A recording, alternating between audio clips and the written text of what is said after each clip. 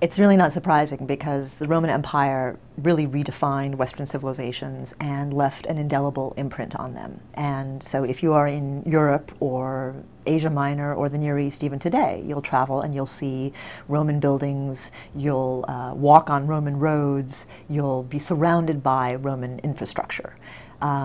If you go to England, for example, the only straight roads are the motorways. The motorways are built on top of Roman roads, and they were built on top of that for a reason.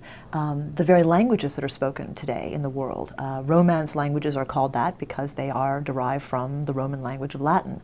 Even English and German, which are not Romance languages, have a grammatical structure which mimics that of Rome. So there are plenty of reasons why Rome is indelibly stamped on our imagination. In the United States, I think in particular, there's a fascination which derives from the fact that Roman history is part of our DNA. The framers of our Constitution self-consciously sat down to emphasize their relationship with ancient Rome. The reason why we are a republic like ancient Rome and not a democracy like ancient Greece is because the framers of the Constitution had read their ancient history, and they knew, for example, that the Greek historian Polybius had said that the Roman Constitution was the perfect constitution, that it was a mixed constitution. So hence we have three branches of government. We have the presidency, the executive branch, which mimics the offices of the Roman consuls. We have the Senate, which mimics, guess what, the Roman Senate, and we have the judiciary branch, which mimics a really important aspect of the power of the Roman tribune, who represented the people. So these things were very self-consciously put in place by the framers of the Constitution.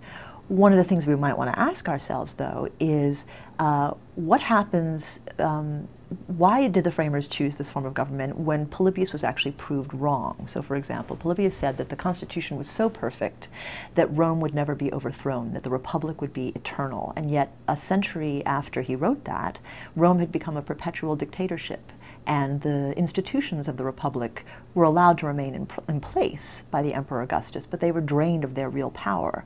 So for the next 400 or 500 years, Rome is governed essentially as a totalitarian state. So one of the things we have to ask ourselves, I think, is that if we are so enamored of Roman history, do we want to pull back from it? Do we want to examine our own historical trajectory and think about the ways in which we might not want to be imitators of ancient Rome?